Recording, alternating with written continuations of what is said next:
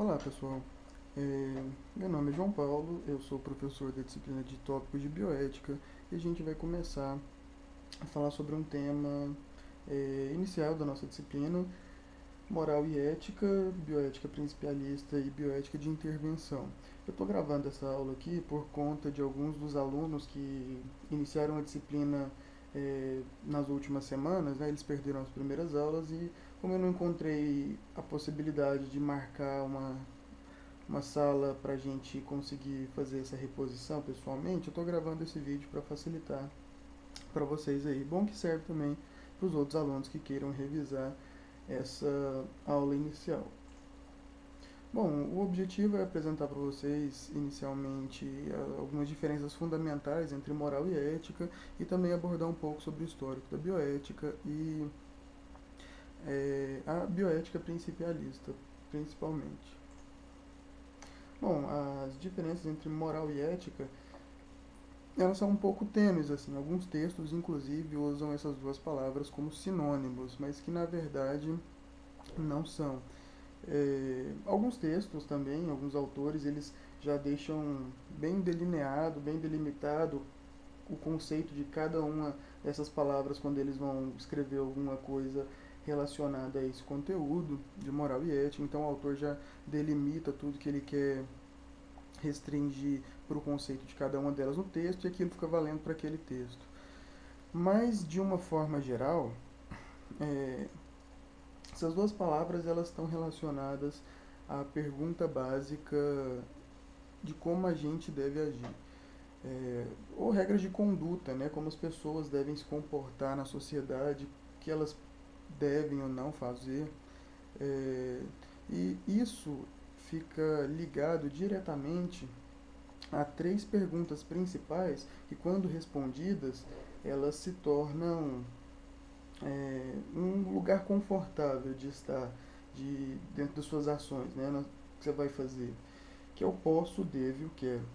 Porque nem tudo que você pode, você deve. Nem tudo que você deve, você quer.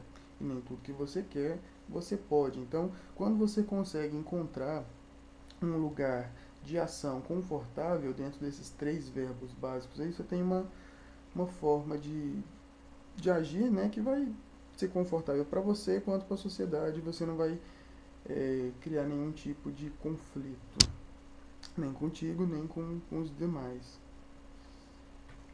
Bom, definições fundamentais dessas duas palavras.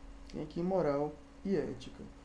O moral, a moral, aliás, ela está ligada principalmente aos valores sociais que vêm de um processo histórico, de uma comunidade, é ligado a uma cultura, ao coletivo, ao que as pessoas no coletivo fazem ou não fazem, o que a sociedade vai ver com bons olhos ou que a sociedade não vai ver com bons olhos. Então ela está principalmente ligada ao aspecto coletivo.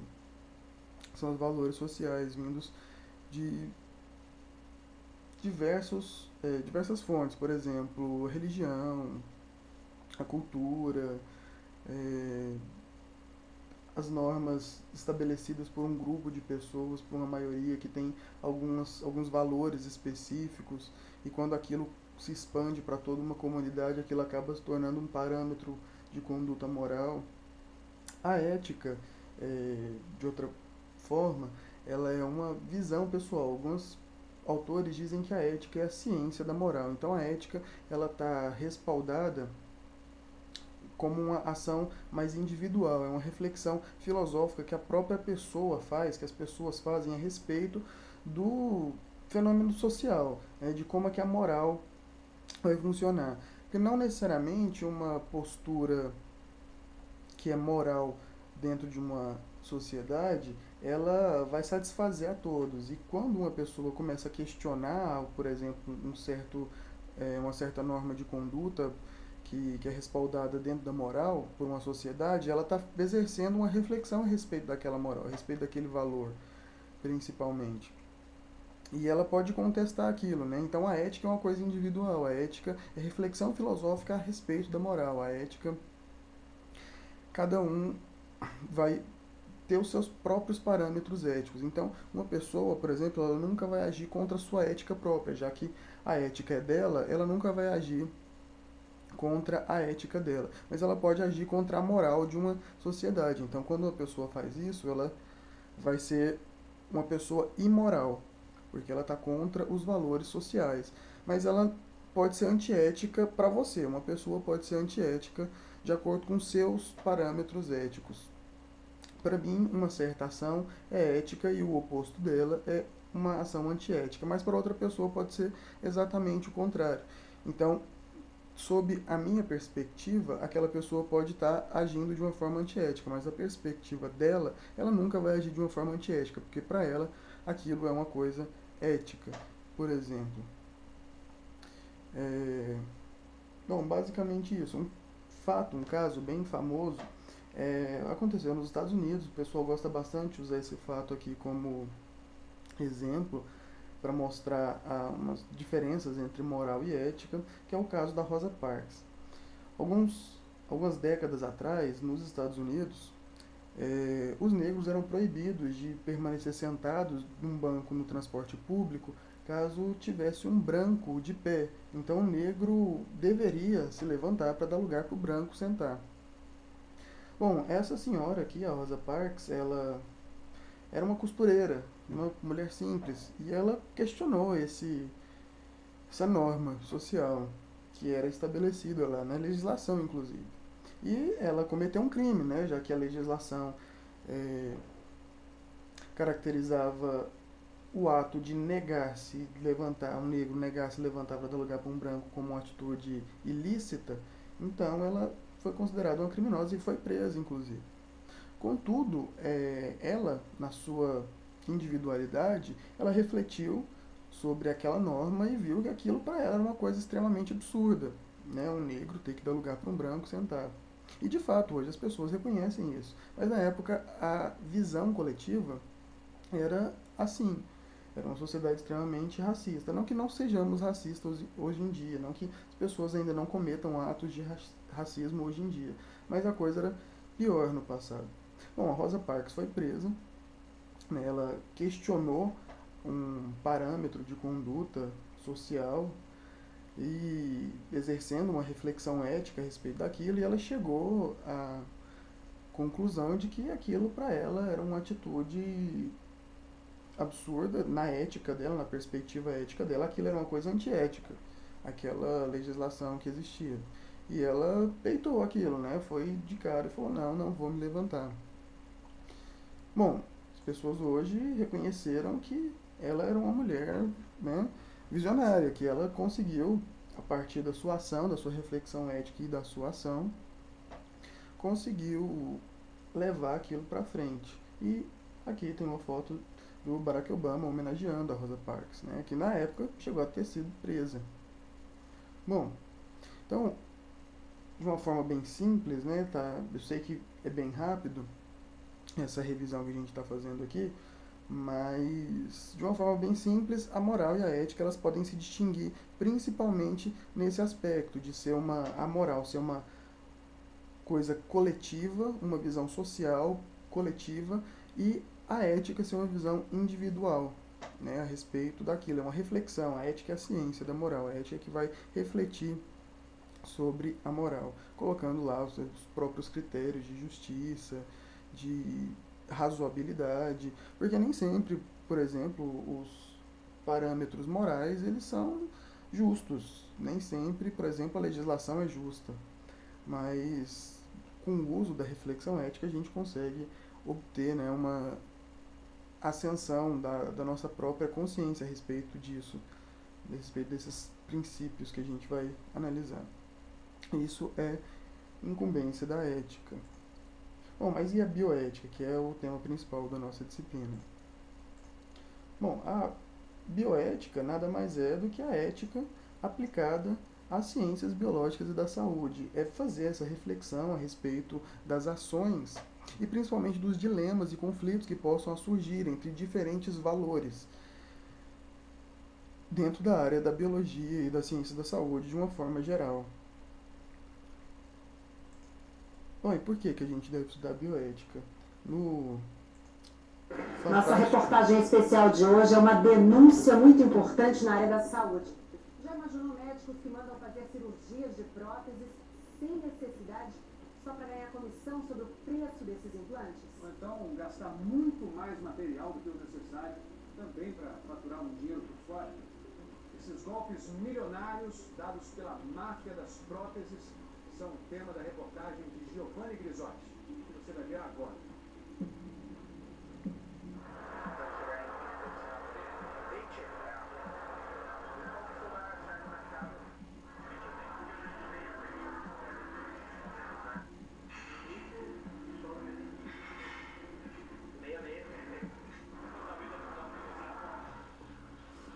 O que você vai ver agora é um retrato escandaloso do que acontece dentro de alguns consultórios e hospitais do Brasil.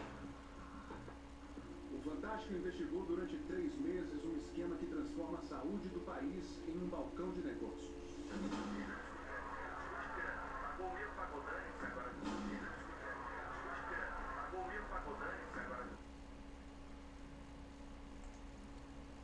Bom, eu não sei como é que vai ficar esse vídeo aqui, mas isso aí foi uma reportagem do Fantástico, exibida na Rede Globo, dia 4 de janeiro desse ano, agora, de 2015, onde estava sendo discutido a máfia das próteses, né? Se quiserem assistir a reportagem completa, vocês acham facilmente aí na internet.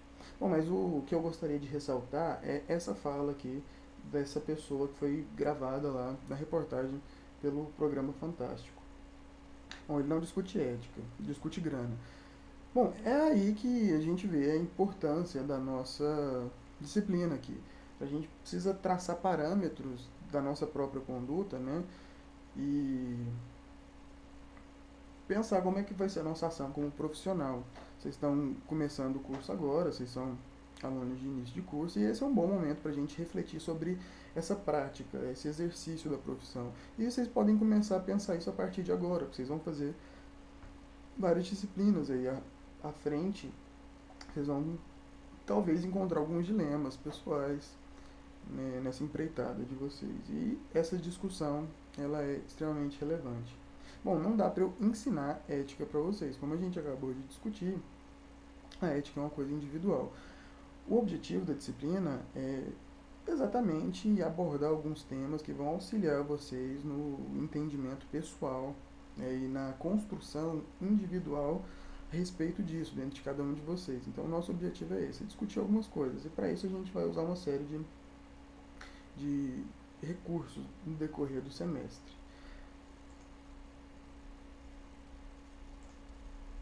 Bom, aqui vocês são alunos de ciências biológicas e biologia, e para tentar caracterizar um pouquinho do que vocês vão exercer, eu trouxe aqui o juramento do biólogo.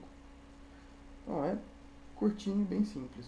Juro pela minha fé e pela minha honra, e de acordo com os princípios éticos do biólogo, exercer as minhas atividades profissionais com honestidade, em defesa da vida, estimulando o desenvolvimento científico, tecnológico, humanístico, com justiça e paz. Bom, a gente tem algumas partes aqui que eu gostaria de destacar. Primeiro, a respeito dessa frase que já está em negrito e sublinhada aqui, de acordo com os princípios éticos do biólogo. Então, a gente vai estudar mais à frente aí os aspectos deontológicos da profissão, mas é necessário lembrar que vocês vão fazer um juramento a respeito disso, a respeito de agir de forma ética. E para agir de forma ética, a gente precisa desenvolver algumas ideias, né? Pensar algumas coisas a respeito disso antes, que é o que a gente vai fazer nessa disciplina. Bom, estimulando o desenvolvimento científico, tecnológico e humanístico, com justiça e paz. A justiça é um dos princípios que a gente vai estudar daqui a pouquinho. E é para vocês perceberem a relevância que tem dessa nossa disciplina aqui. Bom, juramento biomédico, acho que a gente pode passar essa parte, já que vocês são discentes de ciências biológicas, e um pedacinho do juramento de Hipócrates também, a gente pode passar isso. Bom, a bioética ela teve seu início na década de 70, quando o Potter ele publicou esse livro aqui, Bioética, uma ponte para o futuro. Bom, o Potter ele tinha uma ideia um pouco mais abrangente de bioética, como um pouco mais abrangente comparada à visão que a maioria das pessoas tem a respeito de bioética. Se você for procurar aí pela internet, ou livro, você vai achar muitas coisas de bioética relacionada ao aspecto clínico, ao aspecto assistencial. Mas o pontapé inicial do Potter, ele estava pensando em questões mais gerais. Ele não estava pensando só necessariamente na parte clínica. Muito pelo contrário, ele foi influenciado por ecólogos lá da universidade, de onde ele trabalhava, e ele colocou essa perspectiva dentro da bioética. Né? Ele estava pensando na vida de uma forma geral. No bios, né, do bioética, na parte do bios, ele estava pensando na vida, a vida do planeta, a vida de todos os seres vivos do planeta. Não exatamente e necessariamente e exclusivamente na vida humana, como as pessoas muitas tendem a pensar hoje em dia. Bom, esse foi o iniciozinho lá da bioética. Vou tentar fazer essa videoaula aqui mais curtinha para até não cansar muito vocês. De fato é um resumo. Bom, ele chamou a bioética de ciência da sobrevivência humana, que era uma forma de tentar ligar ciências às humanidades, porque o desenvolvimento científico e tecnológico sem nenhum tipo de ponderação, ele pode levar a catástrofes. Então é necessário trazer um pouco para a ciência, para a parte do bios, né, um pouco das humanidades, para a gente ter o ferramental necessário para conseguir debater, discutir e refletir a respeito desse desenvolvimento científico e tecnológico, né, e as implicações disso no bios, na vida. Bom, isso aí seria uma ponte do presente para o futuro, porque sem essa discussão, sem essa prática de reflexão a respeito do desenvolvimento da ciência, a respeito da vida, a gente não teria a capacidade de continuar existindo por muito tempo, né? Imagina, a pessoa consegue desenvolver uma bomba que é muito mais potente que qualquer bomba que já existe hoje em dia. Bom, desenvolvimento científico e tecnológico. Mas e o uso disso, a aplicação disso? Né? Isso não é discutido pelas ciências, é discutido pelas humanidades. Então é necessário esse ferramental que as humanidades nos proporcionam para discutir todas essas coisas. É essencial, na verdade. Bom, e como eu tinha comentado antes, né, a visão do Potter inicialmente era uma visão mais holística da bioética, né, que ele foi influenciado pelo Aldo Leopold, que foi um ecólogo. Bom, e depois da publicação do livro do Potter, o André Hellegers, ele criou o Instituto Kennedy, que era um instituto que trabalhava com bioética, né? O Instituto Josephine Rose Kennedy Institute for the Study of Human Reproduction and Bioethics. Então, o termo da bioética já foi incorporado no nome do instituto que foi criado, porque as pessoas precisavam. E foi a partir daqui que a bioética pegou um toque mais clínico, assim, um toque mais assistencialista, já que o instituto ele trabalhava justamente com isso. Bom, e a teoria principialista, que é uma das teorias vigentes da bioética, uma vertente muito forte da bioética, ela elenca 4 princípios básicos da bioética, que é a não maleficência, a beneficência, a autonomia e a justiça. Bom, e o uso desses 4 princípios, eles seriam um instrumento simplificado para a análise prática dos conflitos que vão surgir no campo bioético. E seria uma forma de tentar resolver e lidar com esses conflitos de uma forma mais pragmática, né, usando as coisas vindas desses 4 princípios básicos da bioética, né, da teoria principialista. Ela foi proposta inicialmente por Beauchamp e Childress em 79, então também é do finalzinho lá da década de 70. Mas demorou um pouquinho até isso ser desenvolvido. Ela teve algumas influências de algumas outras publicações, mas acho que a gente pode passar isso aqui, porque senão a gente vai se demorar demais. O relatório Belmonte foi essencial também, né? Foi uma influência muito grande para o desenvolvimento desses princípios, né? Que ele definia as bases éticas para a proteção dos seres humanos submetidos à pesquisa biomédica. Então ele já incorporava algumas dessas ideias. Então, que foi isso aí, desembocar lá na teoria principalista do Beauchamp e Childress, lá na publicação deles. Bom, a prática clínica e assistencial. Então, a bioética cada vez mais estava pegando essa vertente mais clínica e assistencial.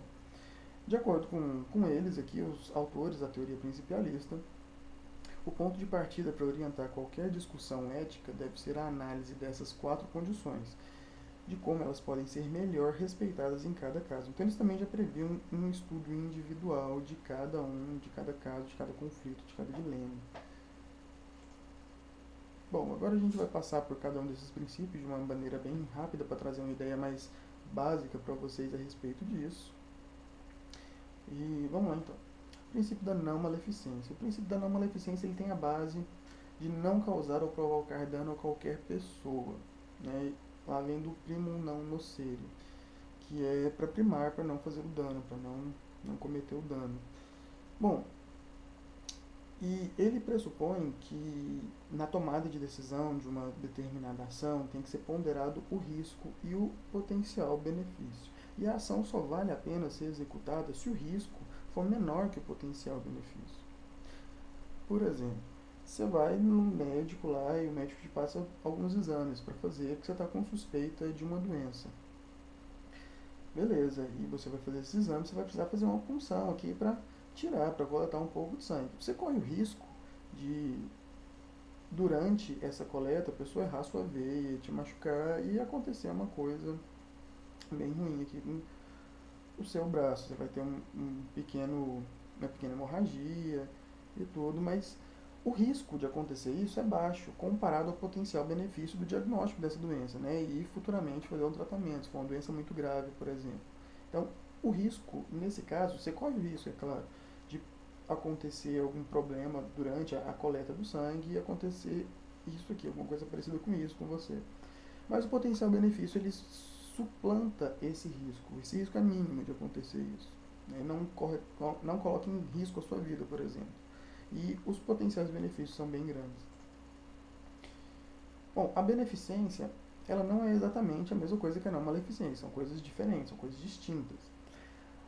Enquanto a não maleficência era primar para não fazer o mal, para não machucar, para não prejudicar as pessoas, a beneficência é o contrário, é buscar o bem do paciente, é o bem-estar e interesses, né, de acordo com os critérios de bem da área.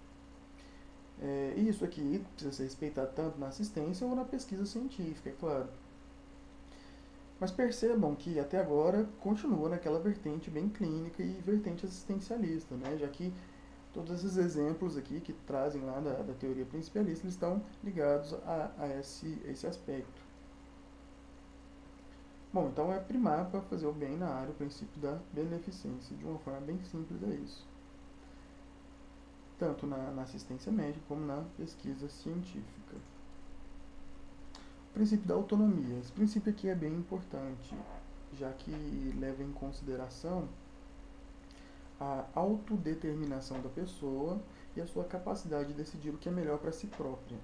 Então, o princípio da autonomia é o respeito às escolhas individuais de cada um. A pessoa tem autonomia sobre si, ela tem autodeterminação.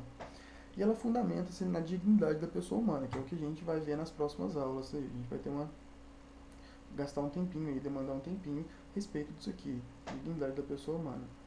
Ela também se fundamenta na relação médico-paciente, já que ela lida diretamente com isso e principalmente as questões abordadas aqui dentro da autonomia são questões em relação à aceitação do paciente a um determinado tipo de tratamento, a aceitação do paciente em fazer doações de órgãos para a finalidade de beneficiar outras pessoas, a aceitação do paciente em participar de uma pesquisa biomédica, por exemplo, de um medicamento novo, que já está na fase de pesquisa com humanos. Então, esse tipo de autonomia, ela pressupõe, né, esse tipo de relacionamento pressupõe a autonomia do sujeito, no caso do paciente, ou então do indivíduo da pesquisa, porque o princípio da autonomia também precisa ser considerado na relação pesquisador-sujeito. Se você, por exemplo, biólogo formado, vai lá fazer o seu mestrado em genética, por exemplo, e você vai fazer o seu projeto de pesquisa, vai submeter o seu projeto de pesquisa a um comitê de ética em pesquisa com humanos e, consequentemente, vai ser aprovado, dependendo, né, do seu projeto, é claro. Mas se for aprovado, você vai executar o seu projeto. Então, você vai conversar lá com as pessoas, sujeitos da sua pesquisa, os seus objetos de estudo, vai explicar exatamente pelas que você vai fazer, que você vai coletar material genético, por exemplo, para fazer análise. Isso precisa estar muito claro. E a pessoa, mesmo se for um paciente do hospital onde você está fazendo sua pesquisa, ela tem direito, né, ela tem autonomia para escolher se quer participar daquilo ou não. E mesmo se ela aceitar participar, ela tem autonomia de sair quando ela bem entender. Quando ela julgar que quer sair, ela tem o direito de sair. Isso é o respeito à autonomia, de uma forma bem simples. Só que a autonomia ela pressupõe algumas coisas. Ela pressupõe a capacidade para decidir coerentemente entre as alternativas que lhe são apresentadas. E se a pessoa não tiver essa capacidade? Né? É um ponto que causa uma certa polêmica. Liberdade, no sentido de estar livre de qualquer influência controladora para essa tomada de posição. Por exemplo, um exemplo bem característico. Tem uma equipe médica que trabalha no hospital e eles estão desenvolvendo uma medicação nova, estão tentando fazer uma terapia nova para hepatite B, por exemplo. E aí eles têm uma série de pacientes que tratam lá, fazem um tratamento convencional da hepatite e beleza, tudo bem. Aí a equipe médica chega para o paciente e convida o paciente a participar do projeto de pesquisa, convida o paciente a participar da pesquisa. Esse paciente é vulnerável, tem situação de vulnerabilidade dentro daquele hospital. Ele pode não querer, de fato não querer participar da pesquisa, mas ele se sente ameaçado a participar daquela pesquisa com medo de sofrer algum tipo de represália daquela equipe, de seu tratamento tradicional ser descontinuado, por exemplo, ou então ele receber menos atenção do que ele recebia, ou de medo de ser desprezado pela equipe, ou de qualquer tipo de consequência negativa que possa vir da não aceitação dele em fazer daquela pesquisa. Então essa pessoa precisa estar resguardada, porque ela já está numa situação vulnerável. Então ela precisa estar ciente que aquilo não vai ter qualquer tipo de influência negativa no tratamento dele. Então, essa pessoa vai se sentir influenciada de uma forma a sofrer alguma certa tendência de participar dessa pesquisa, mesmo quando ela não quer de fato. Então isso precisa ser cuidado de uma forma muito atenciosa, sabe? Porque o princípio da autonomia ele tem esse pressuposto, a pessoa está livre de qualquer influência e também de ser capaz de decidir sozinha. Um exemplo da autonomia. A pessoa está com um problema na perna e a perna começa a entrar num processo de necrose. Que se não for tratado, se a perna não for amputada, aquilo tem o risco de continuar se proliferando pelo corpo da pessoa e isso levar a um quadro muito grave, inclusive um quadro de morte. Dado esse fato, a pessoa, o paciente, ele vai ter que ser esclarecido, completamente esclarecido pelo médico. O médico e a equipe vão precisar informar todos os detalhes, os pontos negativos, os positivos da situação. A pessoa tem que estar totalmente ciente. É claro, né? Os médicos não vão usar de termos técnicos com ela, precisa ser uma linguagem que seja acessível a esse paciente. E para aquele procedimento ocorrer, o paciente precisa concordar. Eles não vão extirpar a perna de ninguém sem o paciente concordar, né? Então é uma outra problemática da autonomia, né? Nesse caso, onde o bem do paciente ele depende daquela decisão e quando ele não decide a favor do tratamento, por exemplo, é um outro ponto que a gente precisa pensar. Bom, algumas outras limitações do consentimento informado. Crianças e adolescentes que não têm capacidade legal para decidir por si mesmas, muitas vezes elas têm até consciência de todos os problemas. Né? Eu, por exemplo, imagino que com 13, 14 anos eu já era completamente capaz de tomar algumas certas decisões, inclusive sobre mim mesmo. Eu acho que a maioria das pessoas também consegue, né? Mas legalmente elas não são permitidas a isso. Por exemplo, uma pessoa para submeter a algum tipo de tratamento médico, um jovem, um adolescente, ele consegue muito bem ser capaz, plenamente capaz de decidir se ele quer participar ou não, mas legalmente ele nem pode fazer isso, né? Adultos, ou então a doação de algum órgão, né? Doação de sangue. Adultos com a diminuição do sensório da consciência, patologias neurológicas e psiquiátricas severas. As pessoas também têm limitações em exercer sua autonomia, né? Já que a autonomia delas é questionável. As situações de urgência, quando se necessita agir e não se pode obtê-lo, imagina uma pessoa chega inconsciente no hospital, precisa fazer algum procedimento que seja invasivo, e a pessoa está inconsciente, não tem nenhum parente, não tem nenhum responsável para responder por ela, o procedimento talvez vá ser feito, provavelmente vai ser feito, e não tem como se obter o consentimento do paciente. Obrigação legal de declaração das doenças de notificação compulsória. Aqui no Brasil, por exemplo, o HIV, se uma pessoa é diagnosticada com HIV, ela querendo ou não, né, aquilo vai ser informado à autoridade competente, à autoridade sanitária do lugar, do município, para que as decisões, para que as ações sejam tomadas no sentido de até fornecer o tratamento para aquela pessoa. Mas aquilo é de declaração compulsória. Então, se a pessoa fala, não, você fala para o médico, né, eu te proíbo de divulgar o resultado para quem quer que seja, inclusive para o Estado, né, inclusive para o governo, porque isso vai invadir a minha privacidade e eu não quero. Bom, por lei, nesse caso específico de diagnóstico de soropositividade para o vírus da imunodeficiência adquirida, isso não é cogitável, já que por lei os profissionais de saúde são obrigados a informar o Estado. Nos casos também de risco grave para a saúde de outras pessoas cuja identidade é conhecida, obriga o médico a informá-las mesmo que o paciente não autorize. No caso de alguma doença infecciosa que seja transmitida facilmente, isso aí também precisa ser cuidado e precisa ser informado para que a autoridade sanitária tome as devidas providências. E quando o paciente se recusa a ser informado e participar das decisões.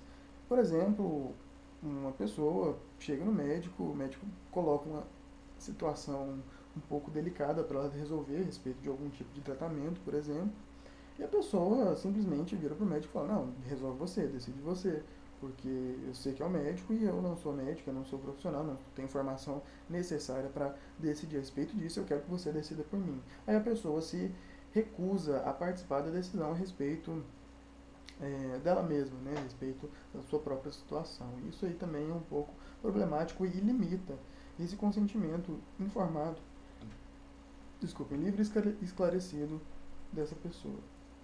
Bom, o princípio da justiça. O princípio da justiça ele é diferente dos outros, ele tem um caráter um pouco mais amplo, ele não visa exatamente na perspectiva, né, e no nível individual, mas ele vai a um nível coletivo, a um caráter social, já que, diferente das outras que a gente já viu ali, ele não está ligado a uma só pessoa. E está bastante relacionado também à equidade na distribuição de bens e recursos comuns.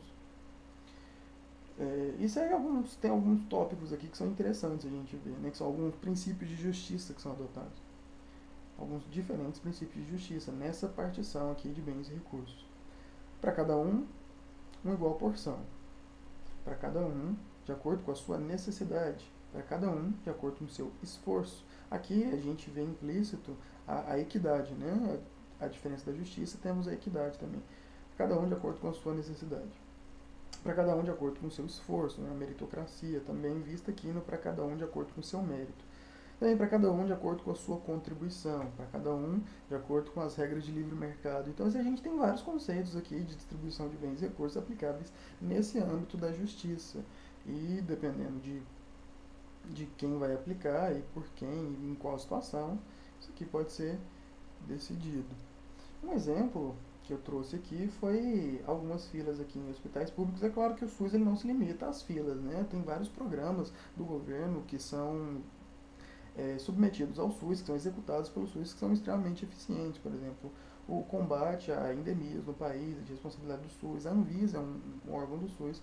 Então, é muito reducionismo a gente tentar limitar todo o sistema único de saúde às filas. Mas aqui eu coloquei essa imagem exatamente para a gente tentar ver a má distribuição dos recursos para a população. Aqui você tem dezenas de pessoas sentadas aqui em macas, em hospitais, recebendo soro, internadas no corredor. De fato, né, são internos de corredor aqui, que é uma situação lastimável, é uma situação muito triste e delicada. E do lado contrário, você tem aqui alguns hospitais de ponta, onde pouquíssimas pessoas têm acesso, com UTIs individuais, UTIs individualizadas, em quartos individuais, né, e muitas vezes vagos por conta de, de que não existem pessoas aptas a pagar por isso, né, muitas vezes vagos. Né, que isso aqui mostra bem as diferenças na distribuição dos recursos na área da saúde, né? Já que a gente estava falando aqui da justiça como a distribuição de bens e recursos para a população, aqui a gente vê que a coisa não funciona muito bem, né? Qual desses aqui a gente aplicaria, né? Para cada um de acordo com as regras de livre mercado, para cada um de acordo com a sua necessidade, para cada um de acordo com o seu esforço, né? Acho que talvez aquele último se adeque mais. Mas vamos lá, vamos seguir. Na teoria, os princípios da bioética principialista, eles têm que ser levados em igual consideração. Mas na prática, o princípio da autonomia ele acaba se destacando e acaba se sobrepondo sobre todos os outros. Talvez isso seja um resquício, né? Muito provavelmente isso é um resquício da origem da bioética. A bioética ela surgiu nos Estados Unidos e ela teve o início do seu desenvolvimento todo nos Estados Unidos. Então, a gente já sabe, né, que aquela sociedade é uma sociedade extremamente individualista, e isso vai se espelhar também no desenvolvimento desse campo de saber, da bioética, né, desse campo científico da bioética. Porque levando em consideração que a ciência é desenvolvida por pessoas, as pessoas constroem a ciência, as pessoas constroem o conhecimento, e toda a sociedade, todo o meio, toda a cultura e todos os valores daquelas pessoas vão influenciar no processo da construção do conhecimento, da construção do saber, no processo científico. É claro que aquilo vai influenciar, já que as pessoas não são imunes a isso. Bom, mas o que aconteceu com o campo da bioética é que o princípio da autonomia ele foi sobreposto, ele foi maximizado em relação a todos os outros. Principalmente o princípio da justiça, que quase nunca é mencionado e quase nunca é falado naquele contexto lá da bioética clínica. E o princípio da autonomia é de extrema importância. Então aconteceu o princípio da justiça de extrema importância, assim como o da autonomia, né? Porque na teoria são todos de igual relevância, né? Bom, então em alguns países a visão individual dos conflitos passou a ser aceita como a única vertente verdadeira e decisiva para a resolução desses conflitos, que foi o que eu comentei agora no slide anterior. Bom, e em muitos casos também, as discussões e críticas às situações conflitantes, infelizmente, apresentam a tendência a serem limitadas a críticas às ações. Então, todas essas reflexões, essas discussões, elas são, infelizmente, muitas vezes levadas a simplesmente a criticar ações, e não a situação ideal de que aquela discussão devia ser fundamentada, né? Devia ser discutido e fundamentado o princípio que levou àquela ação questionada. Não necessariamente criticar a ação, mas discutir e pensar o porquê que aquela ação foi tomada. Quais foram os princípios que fundamentaram aquela ação a ser tomada. Bom, isso aqui foi um resumão da bioética, do início do histórico da bioética e da bioética principialista. A bioética de intervenção ela surgiu no contexto de que essa visão individualista da bioética principialista, ela não satisfazia muitos problemas que estavam acontecendo, principalmente nos países aqui da parte sul do planeta. Não da parte sul exclusivamente geográfica, mas da parte sul da divisão econômico do mundo, né, da divisão econômica do mundo, econômico-social do mundo, dos países de terceiro mundo. E pelo fato da bioética principialista ela não conseguir atender muito bem essas demandas que estavam vindas aqui dos nossos países de baixo, de baixo entre aspas, é claro, começou a surgir um outro movimento, que foi o da bioética de intervenção, e principalmente aqui na América Latina. E hoje a gente pode falar, inclusive, numa bioética brasileira, não numa bioética da América Latina, mas também numa bioética brasileira, porque tem excelentes pesquisadores e excelentes autores desse campo da bioética aqui. E esse campo da bioética ele é pautado muito no princípio da justiça. Muito mesmo, porque a visão coletiva se sobrepõe aqui à visão individual. Ele pega alguns desses macro problemas para analisar nessa bioética de intervenção. Bom, isso foi o que a gente discutiu na aula passada, né? Para a bioética principalista, o método de estudo foi a aula expositiva dialogada, e para a bioética de intervenção a gente fez a partir de uma discussão de um texto do Volney Garrafa, que eu passei para vocês lerem. Bom, então para quem perdeu aquelas aulas iniciais, eu recomendo ler o texto, que já foi enviado por e-mail para vocês, e fazer aquela atividade que a gente tinha combinado para comparar essas duas vertentes básicas. E caso vocês queiram tentar recuperar um pouco dessa discussão a respeito da bioética de intervenção, por favor, me procurem, mandem e-mail que a gente pode sentar e resgatar um pouco dessa discussão que foi feita em sala de aula. Então é isso, agradeço a atenção de vocês e espero que essa aula consiga suprir um pouco do que vocês perderam, né? Já que foi uma coisa bem rápida e bem direta. Espero que seja útil de alguma forma. É isso, muito obrigado e nos vemos na próxima aula. Tchau, tchau.